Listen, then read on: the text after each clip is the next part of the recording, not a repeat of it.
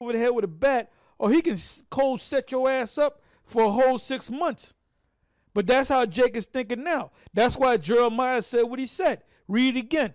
Yep, it says, take ye heed every one of his neighbor, and trust ye not in any brother. For every brother will utterly supplant, and every neighbor will walk with slanders. And they will deceive every one his neighbor, and will not speak the truth.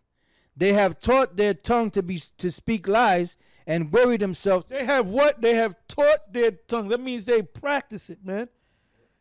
That's where you get the term habitual liar, a master liar.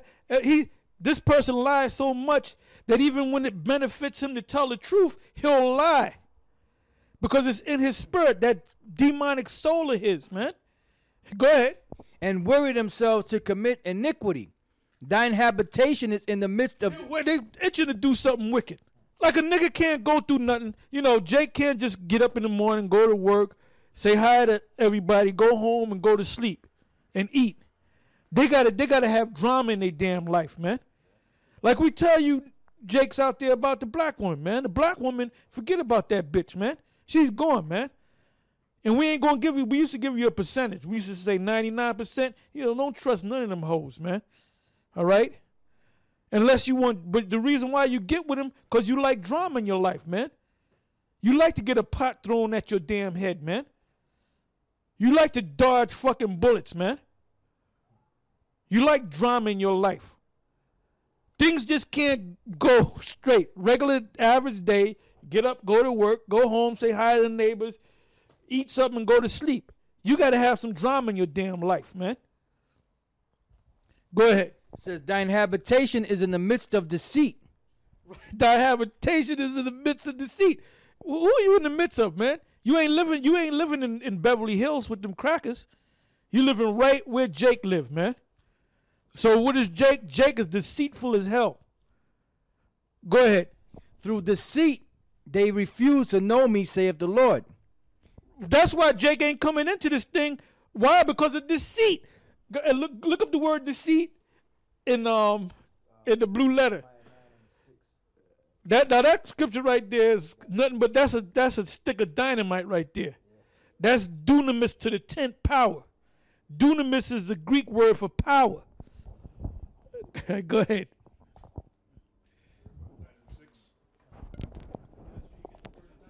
Yeah, the Hebrew word there for deceit is marama, which means deceit, treachery, deceitful, deceitfully, false, guile, feigned, craft, subtlety, treachery. The definition is deceit, treachery, deceit, deceitful, deceitfully, false, guile, feign, craft, subtlety, treachery. Down here, pretty much, riches gained by fraud. That's comfy right there, man. Go ahead. It says, thine habitation is in the midst of deceit. Through deceit they refuse to know me, saith the Lord. See, that's why a nigga sell out quick, man. You bring the nigga a big enough suitcase. You know, like you think, like, hey, yeah, I know what you're gonna say, brother. Like in the movies, right? You know, Esau studies you, Jake, man. He knows what you like. You come with that black suitcase and you open that attaché and all them stacks of dollars up in there, man. You know, a nigga talk about how virtuous he is and righteous and all that. He wouldn't sell out. But when that suitcase is open up to your ass and you start picturing yourself driving around in a drop top Benz or having a damn summer home in fucking Italy, then that whole thing, all that righteousness is out the door, man. So when they got comfy, they got him good, man. You know? There's a music thing where they expose the hip-hop or music, and a guy breaks it down. They take you to a hotel room, and they give you women. They know what type of woman you like. They give you 3 or 4 fine-ass women. If you like to smoke cigars, they give you a Cuban cigar a couple of them. Give you a bunch of them. You know, they give you liquor. If you like Coke, they give you Coke. But the main thing is that damn money. Then you sit down, negotiate with them, you know. And when you say yeah, you take all that stuff of the world, and then you sell out and you do whatever the hell they tell you to do. All right? Go ahead. It says, therefore, thus saith the Lord of hosts, behold, I will melt them. And the Most High said, what is he going to do? He's going to melt them. The Most High doesn't play around. He doesn't mince words, man. Go ahead. Therefore, thus saith the Lord, behold, I will melt them and try them. For how shall I do for the daughter of my people? Their tongue is as an arrow shot out. It speaketh deceit. One speaketh peaceably to his neighbor with his mouth, but in heart he layeth his weight. That's why you got to check every brother out, okay? Is there more to that? That was it? Okay, all right, go ahead. This is Proverbs 24 and 21. My son, fear thou the Lord and the king, and meddle not with them that are given to change. That's right. That's right. Because you mentioned them guys that are given that change up the gospel. All right. Now let's go from there to Galatians, the 2nd chapter, the 3rd verse, and we're gonna read down. Galatians chapter 2 verse 3. But neither Titus, who was with me, being a Greek, was compelled to be circumcised, and that because of false. Read that again. But neither Titus. The key point is in the 4th verse, starts in the 4th verse, but I want to touch on the 3rd verse. Go ahead. But neither Titus, who was with me, being a Greek, was compelled to be circumcised. Now, I'm going to show you something. Go to the blue letter, Galatians, the 2nd chapter and the 3rd verse. You're going to see the word Greeks, or Grecian. Now, there's different definitions. They're all Israelites. But basically, it boils down to two different Israelites. Like, for example, after you read that, I want you to go to Acts, the 6th chapter, and the top. Let's read that. Yeah, in the book of Galatians 2 and 3, the Greek word there for Greek is Helen. And the definition goes, a Greek either by nationality, whether a native of the mainland or of the Greek islands or colonies. In a wider sense, the name embraces all nations, not Jews, that made the language, customs, and learning of the Greeks their own. The primary reference is to a difference of religion and worship. Read that second one again, the second definition. The second definition says, in a wider sense, the name embraces all nations, not Jews, that made the language, customs, and learning of the Greeks their own. The primary reference is to a difference of religion and worship. Now that's talking about Israelites or any other nation outside. The first definition is talking about actual Greeks. The second definition is talking about other nations that accepted the Greek way of life, whether they be Hamites, whether they be Moabites, whether they be Israelites. So they didn't. So you got to kind of look. You got to pick out the bones in that definition. But it's talking about an Israelite, because was that Titus? Now Titus was an Israelite whose neither of his parents were Israelites. In other words, they were Israelites, but they were not of the circumcision. What I mean by the circumcision is they were not of the Jews born in Jerusalem. They were Israelites that were out there somewhere in Europe, because Titus is a Greek name. All right? So they were following the ways of the Greeks.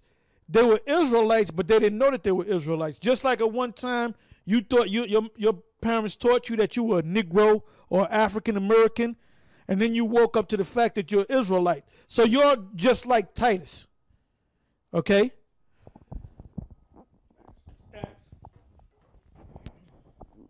Now we're in the book of Acts 6:1, which says, "And in those days, when the number of the disciples was multiplied, there arose a murmuring of the Grecians against the Hebrews, because their widows were neglected in the daily ministration." Now we're going to look up this word Grecians. In the Greek, the word there is Hellenistas. Hellenistas. And You notice what we read in Galatians, it referred to Titus as being a Greek, and it referred to the women of the Grecians' wives as Hellenistas, which is the same root word Helen, which goes back to the Greeks. But Titus was a Hellen, not a Hellenistas. The difference is the Hellenistas were Israelites that knew that they were Israelites, whether they decided to move among the Greeks or live among the Greeks or was pushed out among the Greeks, but they kept the high holy days. They taught their children that they were Israelites. That's why the Sparta, what was their name in the Apocrypha? The Lacedaemonians, they were Hellenistas. They knew that they were Israelites, but they were living among the Greeks, and they were most likely speaking the Greek language. And you had some of them that spoke Greek and Roman. All right? Same thing with Paul. Paul spoke fluent Greek, and he spoke Hebrew. So you have to know the difference between those two terms. Grecian, Hellenistas, Greeks, Hellen. All right? Go ahead. Reading on, the definition for Hellenistas, Hellenist, one who imitates the manners and customs or the worship of the Greeks and use the Greek tongue, used in the New Testament of Jews born in foreign lands and speaking Greek. Down here it says Hellenist, i.e., which means example given, one who imitates the manners and customs or the worship of the Greeks and uses the Greek tongue. Well, yeah, basically Elder Tar explained it, the difference between Hellenistas and Hellen,